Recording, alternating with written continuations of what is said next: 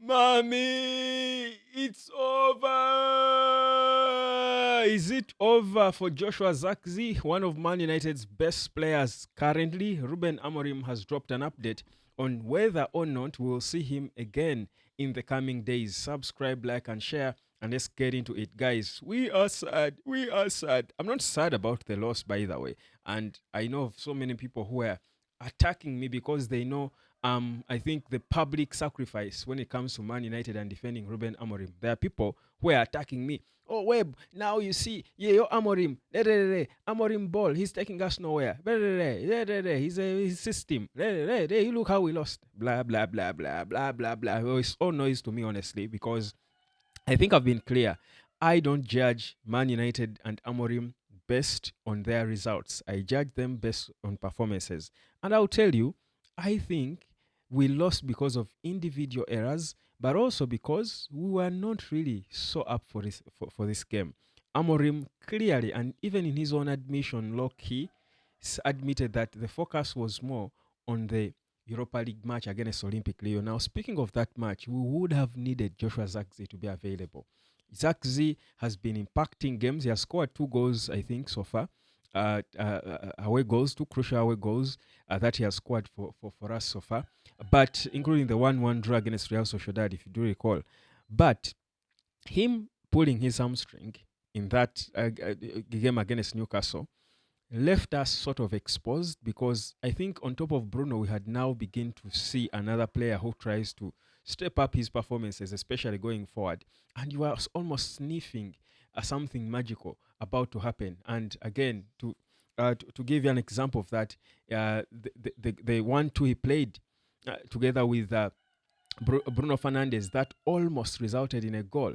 So it's quite painful that he's out. And Amorim spoke after the game. He was asked about whether it's even possible that Joshua Zirkzee would be available for the Olympic Rio game. Clearly not. He said no way. It's over for him. He won't be there. And he went on to say he could be out for a couple of games. Now that would mean in Europe for the remainder of the games. That is if we progress past Olympic Rio. But even for the game against Olympic Rio, there is only one available striker, that is Rasmus Højlund. Remember, Chido Obi is not eligible to play in Europe. So, Højlund, perhaps he will be joined by Bruno Fernandes. Probably, he will be joined by Bruno Fernandes. So, you ask yourself a question. What does that mean and where does it leave Man United? Because Rasmus Højlund being the only guy hunting for goals with the way he has been blunt. The only hope is that, and guys, my focus is on the Europa League.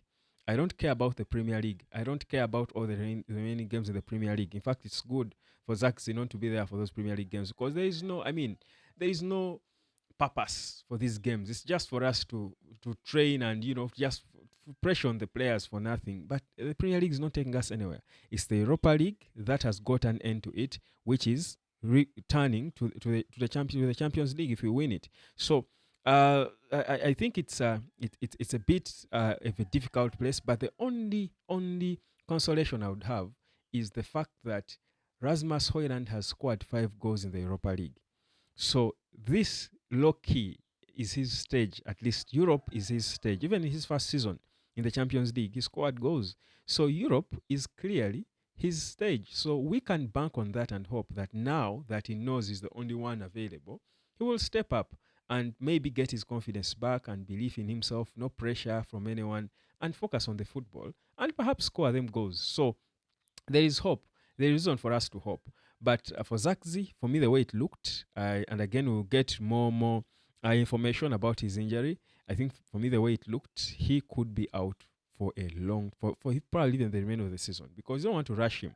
You don't rush a hamstring, do you? You don't rush a hamstring. So it will take time. And again, for me, and maybe if he can return with Ahmad, in time with Ahmad, and for the Europa League final, if we get there, maybe I would understand. But for now, let him rest and recover and hope that he will return fit when he comes back and tries to get his form again and pick up his rhythm like he had been getting it, and perhaps also return to a better team, to a more improved Man United, because if you're good like this, you don't want to be in a bad team.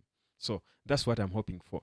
But that said, guys, People have started debates about Ruben Amorim and whether or not he should be sacked, or whether or not he's the right guy for Man United. And I'm going to be honest with you, yeah. I think any person right now who doesn't see that Ruben Amorim has done exceedingly well for Manchester United since he joined in November. Any person who claims to understand football, who claims to know the beautiful game, and doesn't see the progress being made, small as it is, however small as it is, I don't know how much progress you would want to see in a space of 5 months. I don't know how much of it you would want to see. But any person who doesn't see what Amorim has done with this Man United in terms of improving these players, in terms of improving the team that was so bad, so poor, had no identity, nothing to play. They had no style. They had nothing to write home about any games we played, only fumbled victories. Any person who doesn't see it, for me, it exposes you and your lack of knowledge about the beautiful game, but also your lack of impatience and being short sighted. Anyone who is not short sighted sees that Amorim has tried to show what he can do as a manager given time, given the right resources. When United has looked competitive, it has been competitive, even with these same poor players. And we've been blaming Andrew Nana, not really blaming him for the losses. Honest, I don't think we are blaming Andrew Nana for losses. We are calling him out for his individual errors and mistakes, and there are so many. So no one stop saying because we lost without Andrew Nana, then we can't blame him. No, we can't blame him for his individual errors, just like we did blame every other player for their individual errors. So Nana has individual errors. He's got to step up. Let this loss not sort of vindicate him and stuff. But going back to Amorim, I think for me, if you don't see that Amorim is making improvements, making errands with this team, then you're either too biased or you're short-sighted. You don't you don't you view football as an event. You don't understand how football works.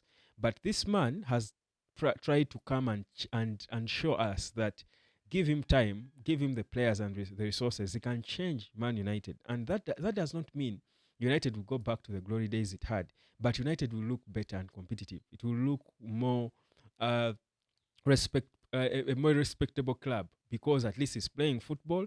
At least it's hard, it's competitive, it's tight, it's difficult to penetrate. For me, these are things that we lacked as Man United, and it was unacceptable. Amorim in 5 months has tried to do at least to achieve something with that. Do we have a long way to go? Huge one. And people are still calling out his system, his system. When we're winning games and comfortably and while brushing aside teams, or we are playing hard ball against City or Liverpool, when you're competing in this system, no one talks about it. When you lose a game to Newcastle, people blame it on the system. Guys, stop looking at football through systems. That's again being shallow minded. Each coach has their own way of viewing football and their own system they would coach. I've told people before, if I were a coach, I would also probably play back three because that's the system I understand. That's the maybe not the way Amorim does it, but I mean it's almost one and the same. Me, I've played with a schema, maybe and blocking midfielders, two blocking midfielders, and either two strikers up top or one behind the other. One sort of a 10, and one leading the line, and wingers, proper wingers, the way you see, of course, not Dogu, maybe, but the way you see Dogu and another wing on the right, I'm not sure I would have them inverted. I would have a natural footed winger, the way you'd see Jesus Navas. And I would tell you my team would win games.